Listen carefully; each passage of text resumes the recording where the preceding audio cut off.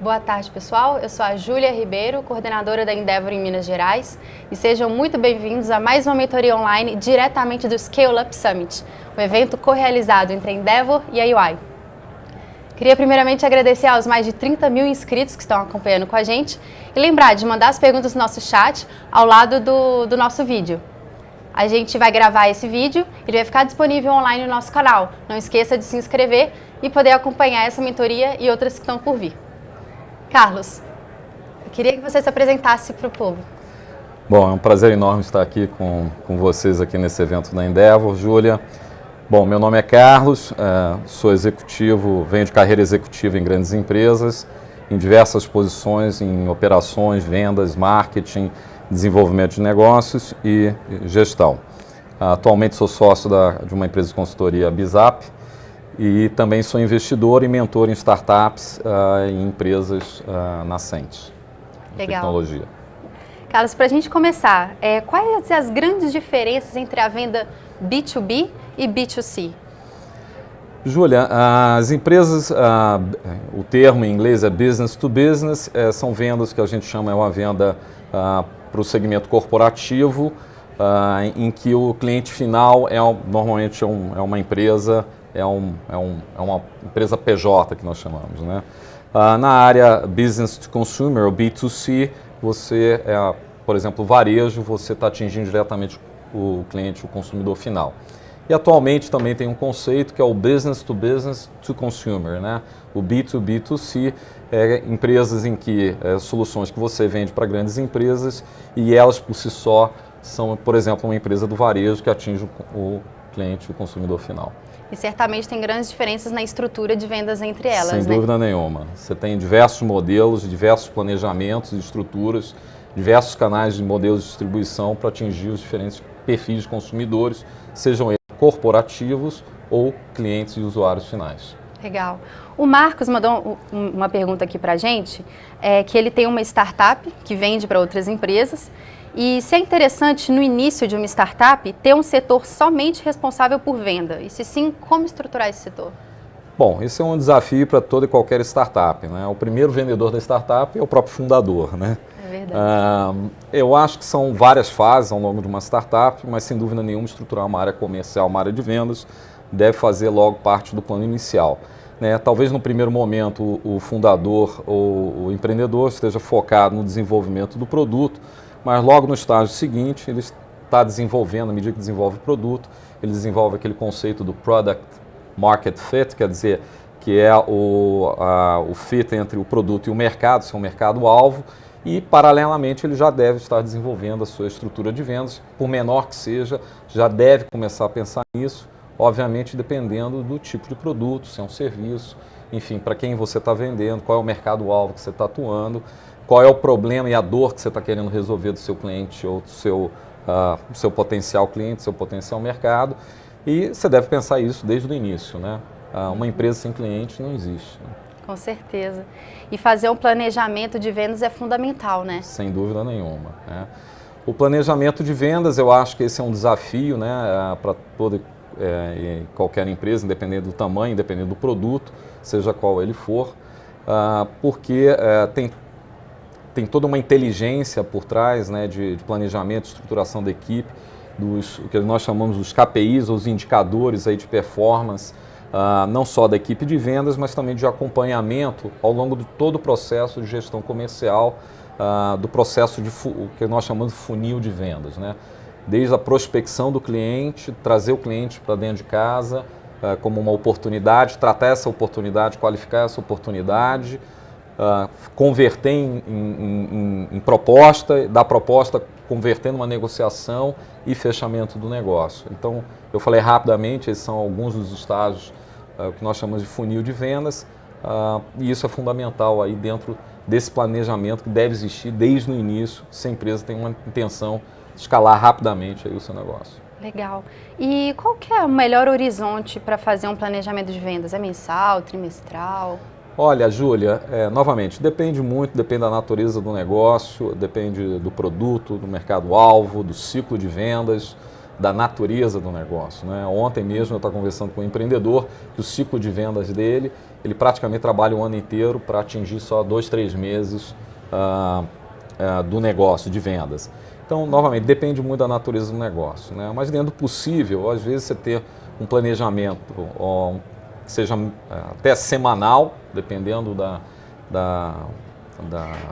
do negócio, mensal certamente, né? E trimestral. O planejamento de vendas ele é uma informação muito importante. Se a empresa, por exemplo, tem fábrica, fabrica produtos e coloca no mercado, é fundamental para o processo de planejamento da produção, né?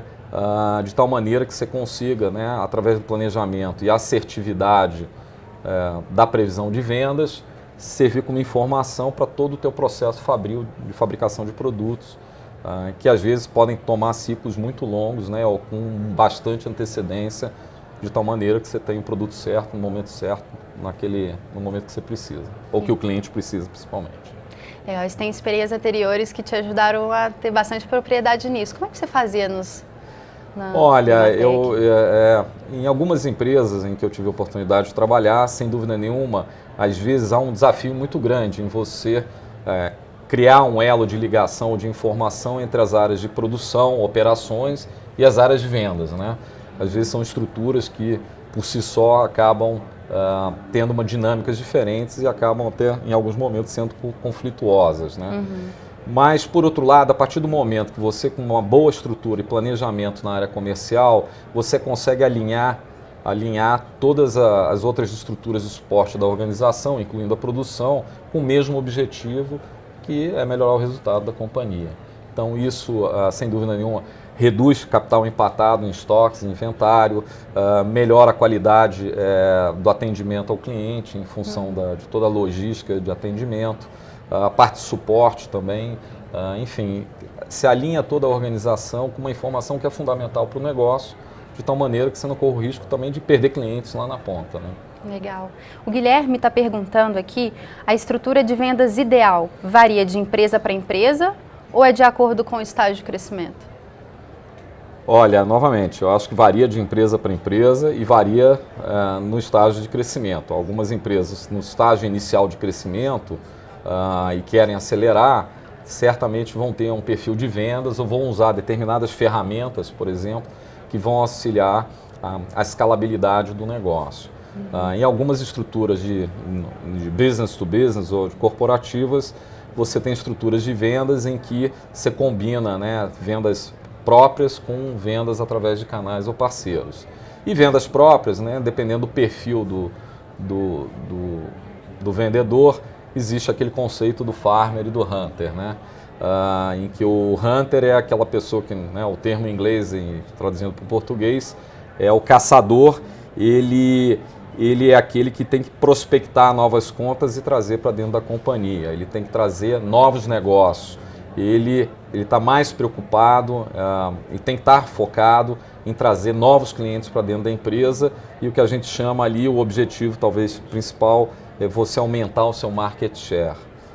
O farmer é aquele que já tem uma carteira estabelecida, ele tem um perfil mais de relacionamento, de gestão das contas já dentro da carteira da empresa e cujo objetivo principal talvez seja o que nós chamamos de aumentar o wallet share através de, também é um termo em inglês, de upsell ou cross-sell em cima da base, né? E manter o cliente satisfeito, bem atendido, etc. Então são perfis absolutamente diferentes, dentro de uma estrutura, novamente, dependendo da natureza do negócio, isso faz muita diferença, tá? E aí eu acho que a ciência é exatamente recrutar as pessoas certas para as posições certas. Uma pessoa um pouco mais ousada, mais agressiva, que tem uma dinâmica muito mais de buscar novos negócios, talvez se sinta entediada numa posição só de manutenção de carteira. Então eu acho que esse é um desafio aí para todo e qualquer gestor de equipe de vendas, equipe comercial, independente do tamanho da empresa e o estágio que ela se encontra. Com certeza. E a Karina Milari, ela está no chat e perguntou, mesmo quando a empresa é da área de serviços de alto valor, como uma consultoria, por exemplo, é importante ter uma área comercial? Sem dúvida, né? Ainda eu digo assim, mais vendas de alto valor, de alta complexidade, você ter uma área comercial, talvez, novamente, o perfil de vendas, talvez seja uma pessoa aí já com talvez uma formação mais técnica e que tenha condições de entender a complexidade do produto e passar isso para o cliente. Quando as vendas são mais complexas e tem um ciclo de venda mais consultivo, que nós chamamos, é uma venda mais consultiva, tem dois ou três pontos que são fundamentais e que talvez aí a grande maioria das empresas pecam. Que não é se encantar pelo produto e focar no produto e querer fazer propaganda do produto, mas sim fazer as perguntas certas para entender qual é a dor do cliente, né? Qual é o problema do cliente e como a sua solução pode ajudá-lo a resolver esse problema, né? E entender bem quais são os seus diferenciais e por que aquele cliente, né, olharia a sua empresa, o seu produto como uma alternativa do que ele tem hoje, né? E, principalmente, né, fazer um trabalho profundo de mapeamento dessas contas, né? Ainda mais se forem grandes contas ou grandes empresas, você entender exatamente como é que funciona a dinâmica de uma grande empresa, quem são as áreas que influenciam a decisão de compra, quem são efetivamente os decisores de compra daquela solução. Então, eu diria que é fundamental, independente se é uma empresa de serviços, eu trabalhei numa grande empresa de serviços, talvez um dos maiores contratos que eu fechei na vida foi exatamente um contrato de serviços, num prazo um contrato de quase 10 anos, e que foi quase um trabalho de um ano da equipe na época, tentando mapear todos os bastidores, a dinâmica do cliente e, obviamente, tentando encaixar da melhor forma possível como a solução que nós estamos trabalhando resolveria o problema e a dor desse cliente. Legal. E o Giancarlo também está mandando uma pergunta aqui para a gente. Como conseguir gerar crescimento em escala sem perder o foco e ficar engessado demais nos processos? Nossa, perguntas tem um ponto ótimo para isso. Desafio, né? Olha, vendas eu acho que aquela coisa do vendedor intuitiva, aquela coisa, o bom vendedor, não existe mais isso. Existe cara de vendas treinado, capacitado, que faz o dever de casa, que se prepara antes de ir para um cliente, para um grande cliente, que entenda muito do mercado, do negócio do cliente, que se prepare com antecedência e que faça todo esse mapeamento que nós chamamos de mapeamento da conta, né? E para isso você tem que ter processos, né? Fazer planejamento, ter processos, disciplina, né? Para poder fazer isso de uma forma bem feita e escalável, tá? É óbvio que dependendo da natureza do negócio, a complexidade do produto, você tem alternativas para escalar isso mais rápido ou com menos velocidade. Uma das alternativas, inclusive, é você trabalhar com canais, parceiros e alianças para poder escalar mais rapidamente o negócio, variabilizando aí o que nós chamamos o custo fixo, né? Sem ter que investir muito dinheiro na formação de um time no primeiro momento. Mas, por outro lado, você está abrindo um pouco da margem que você tem no seu negócio para remunerar efetivamente esse canal, esse parceiro ou essa aliança que, porventura, você tem. Bacana. O Vinícius Marcos está no chat e ele perguntou, existe um momento ideal para sair do B2C para um B2B? Quer dizer, uma empresa fazer uma mudança de modelo de negócio, né, que vende para o consumidor final e, de repente, ele quer vender para uma empresa. Qual que é a estrutura que pode ser compartilhada entre essas duas frentes, por exemplo? Olha, essa é uma pergunta aí, né? Basicamente você está mudando, né, a estratégia, o que a gente chama pivotando o negócio, né? Eu acho que, sem dúvida nenhuma, as estruturas de suporte podem ser compartilhadas. As estruturas, a maneira como você vai ao mercado numa empresa B2C é muito diferente de uma empresa B2B, né? As próprias ferramentas, as ações de marketing, geração de demanda, geração de oportunidades, o conteúdo que você disponibiliza, enfim, todas as iniciativas de marketing, de vendas, são radicalmente diferentes, quer dizer, são bem diferentes. Eu vejo que as sinergias que você pode, talvez, até, né, olhar se há algum talento ou pessoas, recursos que você pode, eventualmente, investir na capacitação que vão desempenhar uma outra função nesse novo modelo de negócio. Agora, se é uma empresa, por exemplo, que está saindo de um modelo transacional de vendas para um modelo de vendas recorrentes, novamente, são perfis muito diferentes aí principalmente, e ações diferentes na área de marketing, na área de vendas. E, eventualmente, canais e parceiros diferentes também. Tá? Não é uma mudança simples, não é uma mudança fácil, é complexa.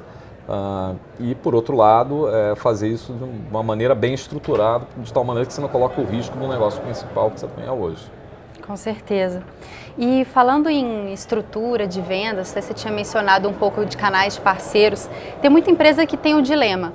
Se vende diretamente ou via parceiros, quer dizer, distribuidor, revenda, franquia, principalmente quando a gente fala de vendas complexas.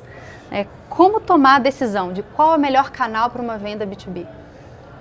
Olha, eu acho que tem uma série de variáveis que devem fazer parte de um processo decisório que a gente chama no desenho dessa estrutura comercial ou de como a empresa ir ao mercado, né? Desde ter o time de vendas próprios, que normalmente, às vezes, uma venda muito complexa, a gente costuma dizer o time de grandes contas, né? Vendas mais complexas, que o relacionamento é fundamental dentro das principais contas, em que você quer estabelecer a marca, você quer garantir que num processo licitatório o seu produto, a sua marca esteja entre as empresas escolhidas a participar desse processo. Quando você vai, talvez, indo para produtos ou serviços em que você quer atingir outras faixas de mercado, talvez a melhor forma de fazer isso é através de via parceiros ou canais. E aí você pode estar utilizando um modelo de distribuição em que você busca atingir, por exemplo, outras geografias, né? Outras regiões do país ou até na área internacional, em que isso seja mais efetivo no primeiro momento, certamente, e que você não tenha que ter todo o custo inicial para fazer isso, né? Novamente, considerando que ao fazer isso, você abre mão um pouco da sua margem, né, para remunerar o canal pelo esforço e por tudo que ele está agregando no processo. E eu acho que tem um ponto fundamental e que algumas empresas pecam também, não é o delegar, é o que nós chamamos, é o delargar, né? Quer dizer, você larga e isso aí não é legal, porque você perde também o tato e a proximidade com o seu cliente na ponta. Então, embora você possa estar trabalhando com parceiros e diversos canais, é fundamental ter um fluxo de informação entre a empresa e a ponta para você entender, por exemplo, mudanças de comportamento, seja do consumidor final ou do próprio cliente corporativo, ter informações para desenvolvimento de produto e etc. Então, criar mecanismos ou ferramentas que você constantemente consiga estar na ponta também, tendo fluxo de informações que vão alimentar os sistemas de desenvolvimento, produto da sua empresa, né? E, por outro lado, também, independente se você está trabalhando com canais, dentro da companhia há que ter também uma estrutura de suporte aos canais, para capacitação, treinamento, desenvolvimento, suporte, enfim, toda uma estrutura, por menor que seja, obviamente, para dar o suporte adequado ao parceiro. Se ele não tiver, ele vai buscar outra marca que consiga dar isso para ele. Principalmente quando a gente fala de representantes, né? Sem dúvida nenhuma. E tem muita empresa também que usa esses canais de parceiros, representantes, para geração de leads.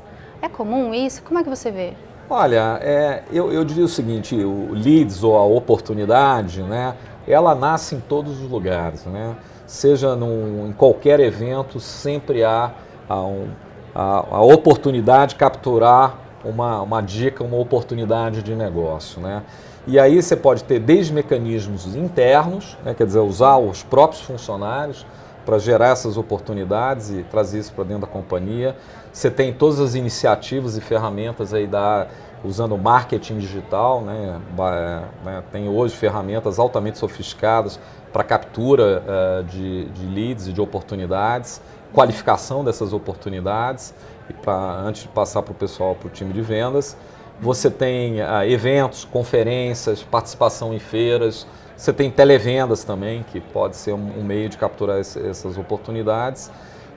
E, obviamente, toda a rede de parceiros e canais, né? Então, representantes, distribuidores, revendedores, enfim, também são fontes aí excelentes aí de geração de oportunidades.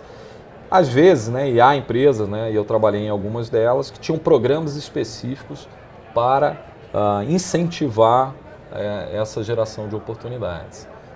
E quem faz isso de uma forma mais eficiente, certamente tem melhores resultados. Com certeza. E você fala bastante de criar um relacionamento, né, com seus principais compradores e poder fidelizá-los, inclusive, né? Fala um pouquinho disso para o pessoal. Olha, principalmente em alguns casos, né, talvez aí, em vendas mais complexas ou grandes contas, grandes clientes, talvez essa é um pouco mais a minha experiência, você ter sempre um relacionamento, ou construir o famoso networking com seu mercado-alvo, seu clientes-alvo, é fundamental. E, novamente, pode ser através de participação de um evento, a geração de um conteúdo numa rede social corporativa, enfim, de alguma forma fisgar essa pessoa, esse contato, estabelecer esse relacionamento, né? Fazer cafés da manhã ou eventos em que você convida os seus principais clientes ou prospects, né? ou candidatos aí com oportunidades, em que você, às vezes, não tem um tema específico só de negócio, mas um tema de interesse aí daquela comunidade ou daquele mercado que você quer atuar, né? E eu já vi desde degustação de vinhos, convites para Fórmula 1, participação, rally, enfim, tem uma série obviamente isso daí requer investimentos, não é um custo muito baixo, mas, por outro lado, há hoje, novamente, ferramentas de você fazer isso de uma forma muito mais barata através da internet, através da web e de outros canais, né? Smartphone, enfim. Legal. Desde que o teu conteúdo chegue, ou seja, de interesse genuíno desse pessoal, desse mercado. E para poder criar esse relacionamento e ter um bom processo de vendas, relacionamento com os seus clientes, é importante ter gente boa, né? O Fernando está perguntando aqui como atrair bons vendedores, principalmente quando a remuneração da empresa dele não é tão alta frente a grandes empresas. Bom, eu não sei se todos tiveram a oportunidade de ver alguns dos painéis hoje que nós tivemos ao longo do dia aqui nesse evento da Endeavor, mas uma coisa fundamental, quer dizer, qual é o propósito, qual é a missão da sua empresa, né? Qual é a cultura, quais são os valores que permeiam a cultura da sua empresa? Qual é a jornada que você está querendo criar, né? E isso é fundamental, né? A soma de missão, propósito com cultura, você define a jornada. E isso que eu diria mais do que nunca hoje, atrai as pessoas a trabalharem. Não é só a remuneração. Obviamente, né, vendas, tratando de vendas, uma boa remuneração variável, né, com alvos e metas factíveis, né, que sejam desafiantes, porém não impossíveis, obviamente motiva, né? Vendas é motivado também a ter uma boa remuneração variável nesse sentido. Mas eu acho que é o clima organizacional, é o contexto como um todo, né? Eu vejo que no passado talvez fosse mais uma métrica, só uma métrica financeira. Hoje a gente vive um momento em que é aquela coisa do propósito, né? Você quer bater o seu competidor, você quer ser o melhor, você quer ganhar grandes negócios. E principalmente no mercado corporativo, em que o boca a boca, a referência é fundamental. Então, acho que dá para atrair muita gente talentosa, não necessariamente com dinheiro, tá? Tem outros elementos hoje que compõem essa cesta, que fazem com que você consiga atrair talentos e pessoas de excelente potencial.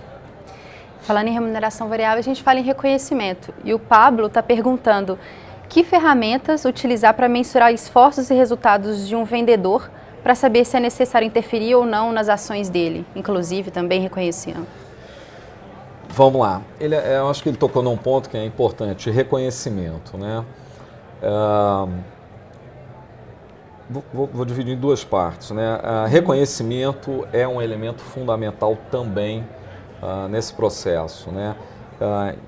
Independente da área de vendas, em qualquer área da empresa, todo mundo gosta e tem, né, o prazer em ser reconhecido pelo trabalho, pelo esforço, pela conquista de um grande cliente, pela resolução de um grande problema, por um trabalho bem feito, por um cliente satisfeito. Eu acho que essas são oportunidades, né, oportunidades da verdade dentro da organização, em que devem ser, em alguns momentos, até gravadas e compartilhadas com todo mundo nas reuniões de equipe, etc., né?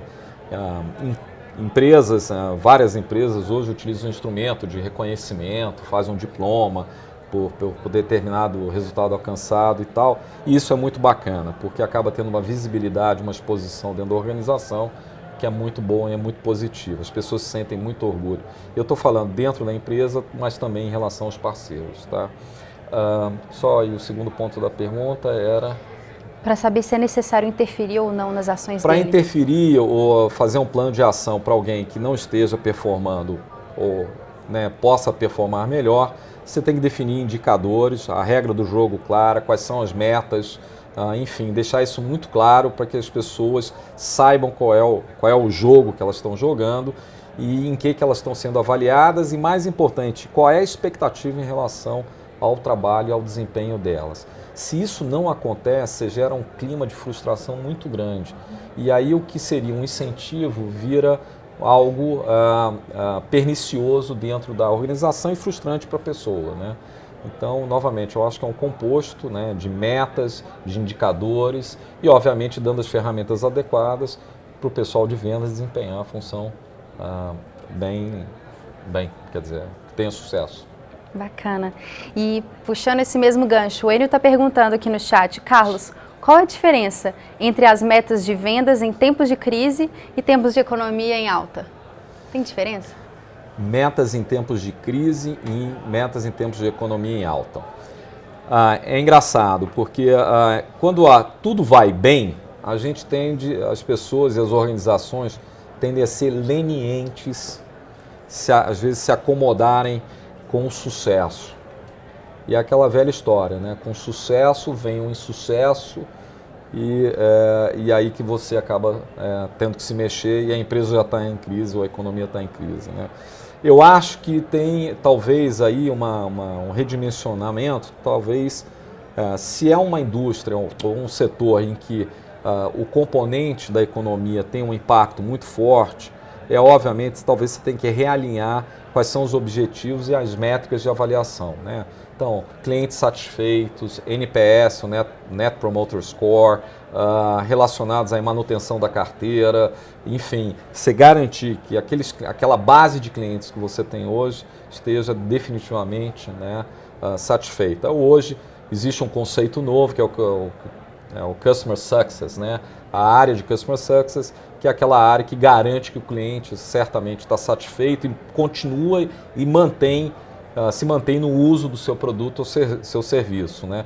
E com isso você garante a satisfação dele e ele mantém dentro da tua carteira. Então, aquelas empresas que sabem trabalhar isso muito bem, passam períodos de crise, não vou dizer incólumes, mas vou dizer sofrem muito menos do que a grande maioria que no auge da economia, né, aquela gordura adicional, aquele trabalho que não vem sendo feito talvez da forma que vem feito, mas que é mascarado pela economia estar bombando, né? E aí quando está tudo indo bem, né, você tende a ser um pouco leniente em relação à sua organização. Então isso é um risco, né? Eu acho que a gente vive um momento nesse Brasil que vem passar por um período de crise, em que as empresas vêm fazendo o dever de casa, vêm se ficando mais eficientes, vêm se estruturando melhor, e quando essa retomada acontecer, as empresas estão muito mais bem próximas dos seus clientes, né, atuais e futuros, eventualmente quando forem atrás dos clientes futuros, e estruturadas para um círculo virtuoso de crescimento novamente. Bacana. E fazendo dois ganchos com os que você falou. Primeiro, de estrutura, quando você tem um momento de baixa, você provavelmente vai querer uma estrutura mais enxuta, né? E quando você fala, por exemplo, de empresas de TI, que tem uma estrutura enxuta, a parte de vendas pode ficar junto com o marketing? Essa pergunta é do Guilherme Lombardi no chat. Vamos lá. Estrutura em tempos de crise, isso obviamente, né? Depende muito do que está acontecendo com o negócio. Se há uma queda acentuada de vendas, provavelmente talvez você tenha que fazer, né, um enxugamento da estrutura, ter pessoas que acumulam funções, desempenhar mais de um papel dentro da organização, de tal maneira que a organização consiga passar por esse período de desafios, aí, vamos colocar assim, né? Então, certamente, tentar encaixar com o time que você tem, né, algumas atribuições. Eu acho que é um desafio enorme para as organizações, você não pode abrir mão de determinadas atividades ou funções. Agora, tomando cuidado para não cortar aquilo que vai garantir, né, a retomada, né? Então, às vezes eu vejo empresas em períodos de crise tomam decisões muito drásticas em relação a vendas, entendeu? Não, então vou reduzir o time de vendas pela metade, vou cortar um terço das pessoas, etc. Bom, você está cortando alguém que tem o relacionamento na ponta, que conhece seu cliente. Às vezes você tem outras áreas, ou enfim, outras estruturas, ou outros custos ou despesas que você poderia estar abrindo mão no primeiro momento antes de tomar uma decisão de cortar aquilo que está na ponta com o seu cliente, né? Então tem que ser muito diligente em relação às decisões nesses períodos de enxugamento de estrutura, etc. Legal. E fazendo uma ponte com outro fator que você falou, que foi Customer Success. Então, uma vez que você vendeu, você precisa nutrir aquele cliente. E qual que é o papel dessa área de Customer Success ou área de pós-vendas? Até onde o contato tem que estar no vendedor que começou a negociação com o cliente? O Daniel que fez essa pergunta. Olha, eu acho que o vendedor, certamente, o momento que ele fechou o negócio, trouxe para dentro de casa, se ele puder, dentro do possível, manter sempre a relação com aquele cliente, muito, muito positivo. E mesmo que ele mantenha, certamente há ocasiões em que a área de suporte pós-venda assume esse papel e continua mantendo a relação com o cliente, né? E eu acho que essa dobradinha aí surgem novas oportunidades de negócio, né? Então, a área de Customer Success, né, eu diria, talvez seja um conceito mais recente, que é garantir, né, não é aquela venda que você fez a venda, né, entregou o produto, vendeu a solução e largou o cliente e deixou com o pessoal de pós-venda suporte que só atende o cliente quando há um problema técnico, a coisa não funciona, o cliente está insatisfeito e liga no 0800 da empresa. Eu acho que essa é uma área que vai manter sempre, é o que você falou, a nutrição, garantindo, entrando em contato, para ter certeza que o cliente mantém, está usando a solução, o produto ou o serviço que você vendeu da forma adequada, se precisa de um suporte, etc. E garantindo que ele se mantenha satisfeito ao longo desse processo, né? Então eu acho que é uma área fundamental e que traz muito resultado. Certeza. Tem muita empresa que às vezes tem um desafio, por exemplo, de fazer remuneração e reconhecimento entre quem nutre um cliente que já está dentro da base e aquele que trouxe esse cliente. Como é que você vê esse dilema? Olha, novamente, são perfis diferentes e ações diferentes, né? Você manter, o pessoal que mantém, né, que nutre, que mantém esse cliente, acho que ali tem o seu objetivo, sua meta, manter o cliente satisfeito, trazer novas oportunidades, crescer, fazer o que nós chamamos o upsell, o cross-sell em cima dessa base. Eu acho que tem que ter políticas de remuneração adequadas e alinhadas com esses incentivos, esses objetivos. A pessoa que vai trazer novos clientes, eu acho que são incentivos às vezes diferentes, porque você está querendo, às vezes, estar mais preocupado em trazer a receita, o novo cliente para dentro, do que efetivamente você está preocupado com a rentabilidade. Não quer dizer, obviamente, você tem que estar sempre preocupado com a rentabilidade, com a margem, mas, novamente, depende da natureza do negócio. Você pode abrir mão de margem para escalar mais rapidamente a receita e o crescimento da companhia. E a pessoa ou a equipe que faz isso tem que estar alinhada com um incentivo adequado para buscar esses objetivos, que, obviamente, às vezes, é o que não é aquela velha. Trazer um cliente novo é muito mais difícil, né, do que você manter o seu cliente atual satisfeito, né? Então, tem seus desafios e deve ter incentivos adequados aí para trazer. Tem empresas business to business, grandes corporações, grandes projetos de vendas mais complexas. Às vezes você tem a definição de eu quero trazer aquele cliente, entendeu? Aquela empresa daquele setor, porque eu trazendo esse negócio para dentro de casa, eu crio uma referência no setor e todos os outros vão seguir. Quer dizer, eu vou abrir portas em todos os outros clientes, uma vez que eu conquistei aquela conta. Então, às vezes, é uma estratégia que nós chamamos de conta, para você focar o objetivo no único cliente de um único setor. E aí você Se a pessoa traz isso, você dá uma bonificação extra, um prêmio, uma premiação extra pelo esforço de ter trazido essa pessoa, ou essa empresa.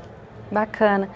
Bom, no chat o Michael William, ele perguntou, na sua visão, de que forma o gestor comercial ele pode engajar o time, eventualmente cansado e disperso num processo de realização de um forecast agressivo para um ano de baixa movimentação, fazendo de novo o link com o período de baixa. Forecast agressivo no ano de baixa movimentação. Não, realmente.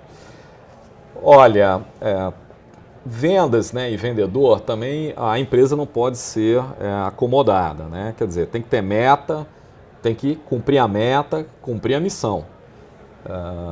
Não ser acomodado e, né, aquela coisa de não, vamos dar uma chance, 2 chances, 3 chances. Isso acaba sendo perverso para dentro da organização, porque aquele vendedor que performa mal, não atinge as metas, seja elas quais forem, ele acaba contaminando o resto da organização e a organização fica acomodada. E aí a organização como um todo, os times, não atingem as suas metas, né? Então, tem que ter meritocracia, tem que atingir, correr atrás da meta, você tem indicadores para isso, tem que ter a área de marketing gerando oportunidades e passando o pessoal de vendas. Agora, a meta de vendas é cumprir, né? Ou a responsabilidade de vendas é cumprir meta, bater meta, ponto. É simples como isso, entendeu? Então, o cara que não cumpre uma vez, você pode até entender, a segunda, mas a terceira você tem que repensar se ele deve permanecer dentro ou não da organização. Novamente, depende da complexidade, da natureza do negócio, mas a regra do jogo é esse. Senão, não vai trabalhar em vendas, vai trabalhar em outra área da organização de outra empresa. Certo. E a Carolina Yukari, ela está perguntando, como que eu sei que eu estou com uma estrutura certa de vendas se é hora de aumentar? Ou seja, às vezes, para você aumentar a sua performance, você precisa de mais vendedores que terão capacidade já no máximo. Mas às vezes não. Como saber isso? Tá. Novamente, vendas processo, planejamento, disciplina, indicadores, né? Tem que ter os indicadores certos. Desde na captura das oportunidades, quantas oportunidades eu estou capturando, quantas oportunidades se converteram em propostas, quantas propostas foram negociadas e fechadas, enfim. À medida que você tem essas métricas de avaliação de todo o processo de gestão comercial, você consegue enxergar os gargalos e aonde você tem que reforçar a equipe, né? Pode às vezes ser na área de marketing, pode ser na área de geração de oportunidades, e também no time de vendas. Uma outra métrica é o que nós chamamos a despesa de vendas versus dividida pela receita, né? Essa também é uma forma de você saber como é que está a produtividade da equipe, né? Se você tem menos ou mais pessoas, você tem uma relação de despesa com receita líquida muito alta, você pode estar gastando muito recurso com baixo retorno na parte comercial. E tem também o outro lado, você pode estar gerando uma série de oportunidades e as oportunidades se perdendo. Então você tem poucas pessoas que estão capturando aquelas oportunidades e convertendo em negócio. Então eu acho que assim, é uma leitura de indicadores para tomar a decisão certa aonde você vai atuar na equipe, na cobertura regional, na cobertura nacional, na cobertura por setor, se eu vou ter mais canais, mais parceiros, enfim, são indicadores que te dão um mapa para você atuar com um plano de ação específico e resolver esses gargalos. Ótimo. E falando um pouco mais sobre remuneração, né? A gente teve 3 perguntas sobre remuneração de vendedores, acho que é um tema bastante recorrente. Tem um modelo ideal de remuneração variável, principalmente para vendas complexas, vendas B2B? Olha, vendas complexas ou vendas corporativas, você tem desde o modelo em que é uma relação entre a remuneração do vendedor, tem uma parcela fixa, uma parcela variável, e a parcela variável é uma relação direta com o percentual de atingimento da meta. Então, seja qual ela for, ou qual o indicador que for, né? Às vezes pode ser receita, às vezes pode ser receita e margem bruta do negócio, às vezes pode ser receita, margem bruta e índice de satisfação do cliente, enfim. tem aí uma série de indicadores aí que correlacionam com o atingimento ou não da parcela variável da remuneração. Essa é uma forma. Tem a outra forma, que é a tradicional comissão de vendas, né? Que na maior parte das vezes é, por exemplo, por representantes. A parte do comissionamento de vendas tem uma série de prós e contras e depende também do negócio, do modelo de empresa, porque é uma forma de remuneração, mas às vezes não é ideal por determinado, por exemplo, uma venda consultiva, uma venda complexa, o comissionamento por si só talvez não seja um instrumento mais eficaz, porque você tem outros elementos além do comissionamento. Falando um pouco sobre métricas, eu tinha falado que isso é super importante, eu concordo bastante. O Lucas está perguntando quais são os indicadores que eu devo olhar para ter uma maior previsibilidade nas minhas vendas e me preparar para tempos de alta e baixa. Quais são os indicadores, né?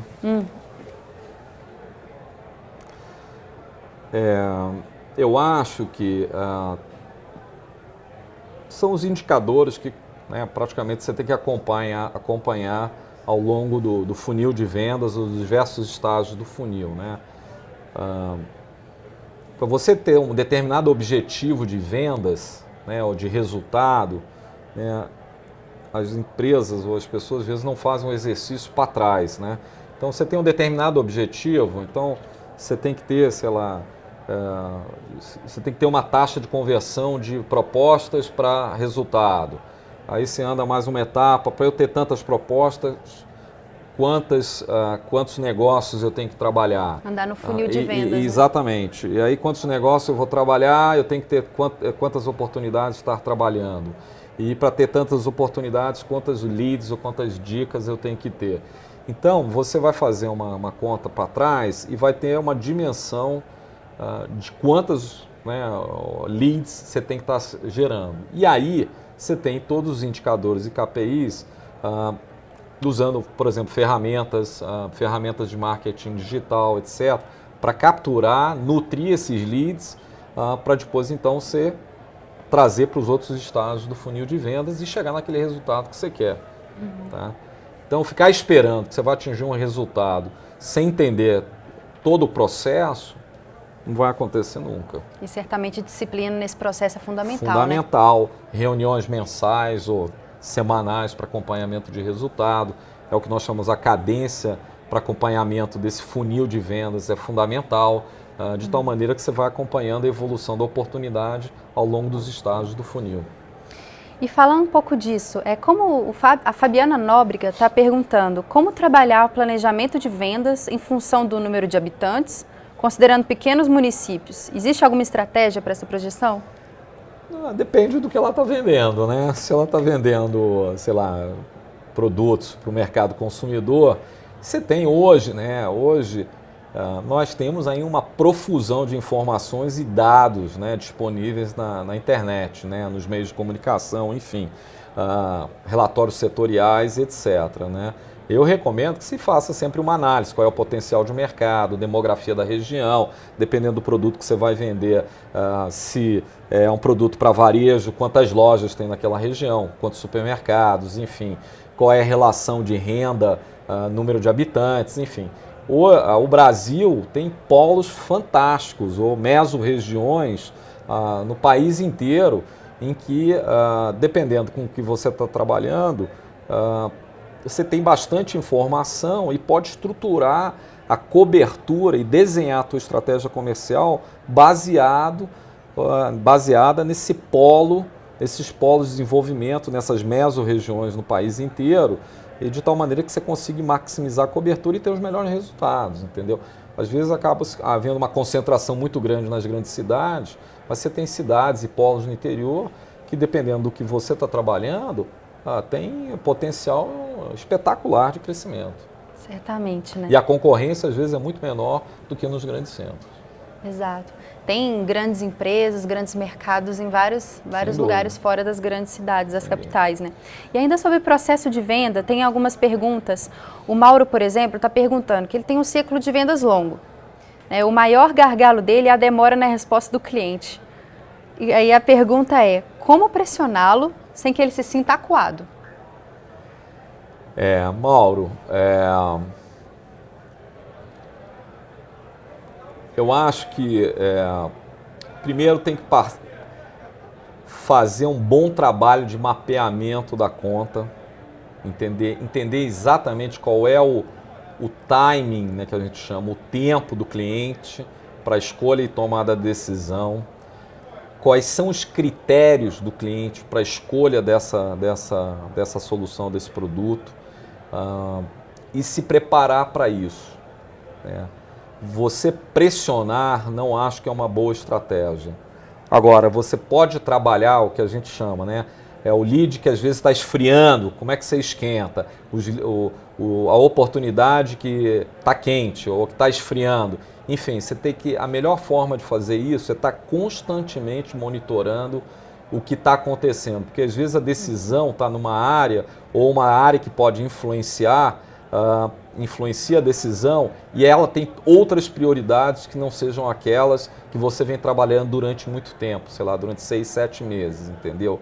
E às vezes é um desafio mesmo, porque as organizações são vivas e dinâmicas e às vezes se repriorizam as suas atividades e você está no meio dessa repriorização.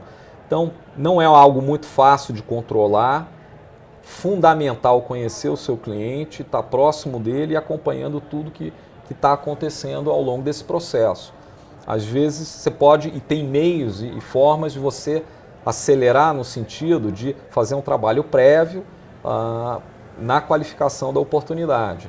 Porque isso às vezes acontece quando você não fez uma qualificação adequada e você acha que o cliente vai te dar a oportunidade de comprar o seu produto, quando na realidade ele tem outras prioridades, aconteceu outros eventos e que houve uma mudança de rumo, de prioridades do cliente, e aí afeta de alguma forma, digamos assim, a evolução da oportunidade ao longo do funil.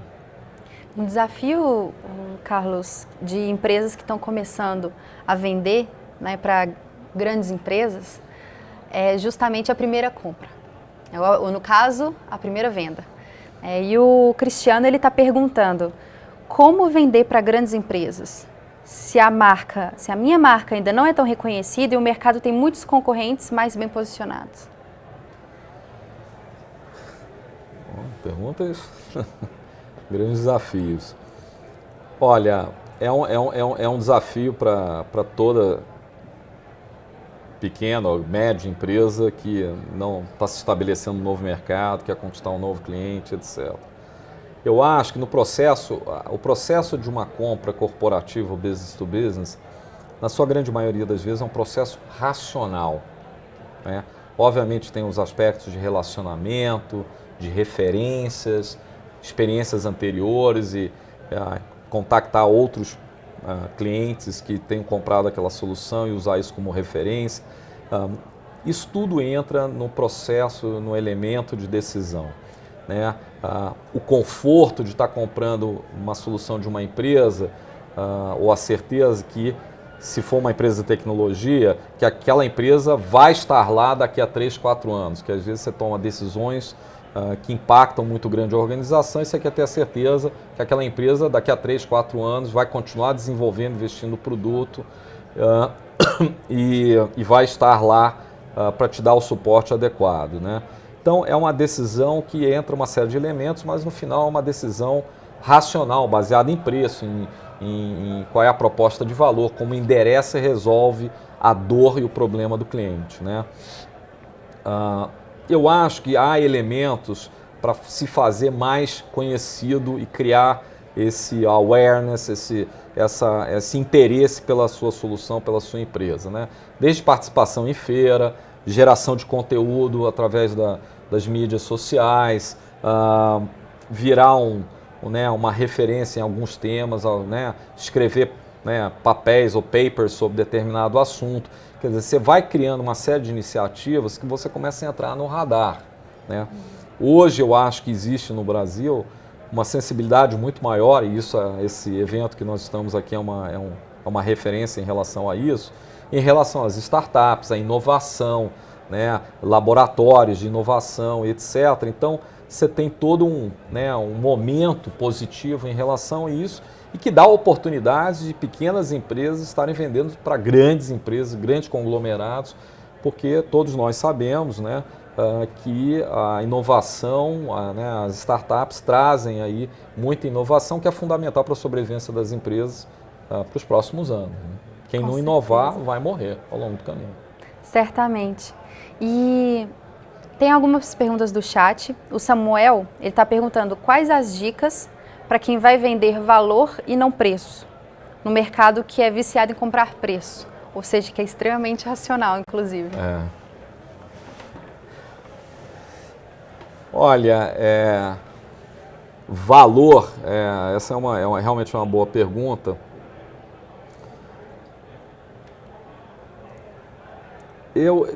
Novamente, né, não sei exatamente qual é o produto ou serviço, né?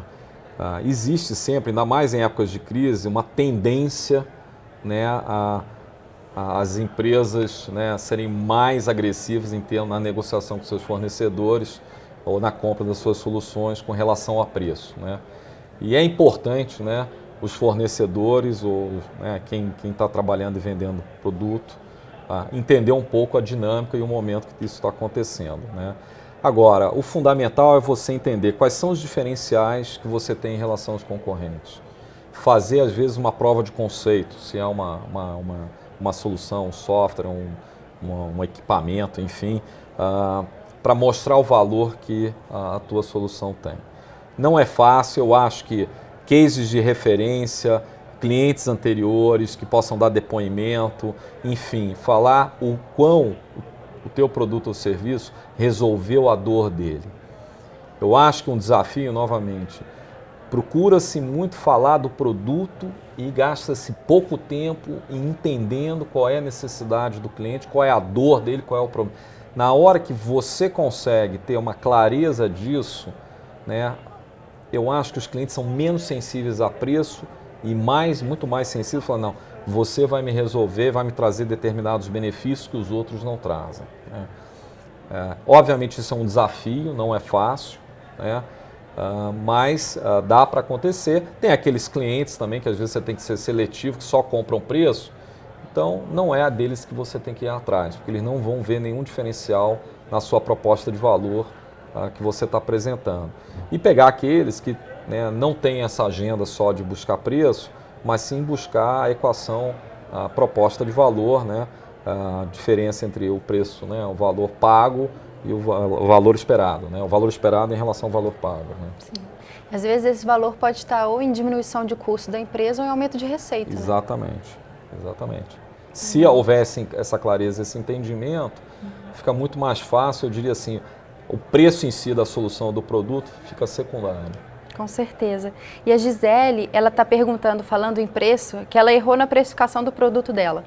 E aí ela está perguntando como fazer virada de chave do preço sem perder os clientes, que acaba que é um posicionamento também. Olha, Gisele, eu acho que se é aquela relação, é uma relação transparente, é uma relação honesta, é uma relação que o seu cliente vê valor na sua solução, eu tenho certeza que ele vai ter ou vai abrir espaço para uma eventual revisão de preços, tendo em vista tudo aquilo que você está entregando. Acho mais difícil isso acontecer naquelas empresas, aqueles clientes que não veem tanto valor naquilo que você está entregando, ou não vêm tendo uma experiência tão positiva, por exemplo, com a sua empresa, né, ou com o seu produto. Então aí eu acho que a conversa fica muito mais difícil. Mas aqueles que definitivamente, né, você vai entregando e está resolvendo a dor dele, eu tenho certeza que há sempre espaço, né? O comprador, ele não quer que o fornecedor deixe de existir alguns meses para frente, alguns anos para frente. É sempre uma relação vencedora entre ambas as partes, né? Porque eu sei o benefício que você está me trazendo e quero continuar com você como meu fornecedor. Certamente. E falando um pouco sobre o profissional que realiza essas vendas, a gente falou um pouco antes sobre habilidades de diferentes profissionais que têm diferentes papéis dentro da empresa. A Mara está perguntando, com as vendas online crescendo cada dia mais, Como que você vê o profissional de vendas do futuro, inclusive para empresas? Profissional de vendas do futuro. Eu acho que devia ter uma pessoa de 25 anos aqui para falar no meu lugar. Eu acho assim, o profissional de vendas no futuro é menos cada vez menos aquele vendedor, né, a negociação é sempre importante e obviamente em grandes contratos, em grandes valores envolvidos, etc. Mas preparo, independente da idade, tem muita informação disponível, entender exatamente qual é o momento do cliente, quais são as dores dele, você ter um mapeamento correto, entender o diferencial da sua alternativa em relação aos concorrentes, aonde os pontos pontos fortes e fracos dos concorrentes. Enfim, o profissional de vendas vai ser menos aquele vendedor de pastinha e muito mais uma pessoa absolutamente conectada, conhecendo tudo que está acontecendo no mercado. E hoje você tem muita informação disponível, quer dizer, tem muito conteúdo que a gente você trabalha o dia inteiro e tem condições de saber exatamente o que está acontecendo, né?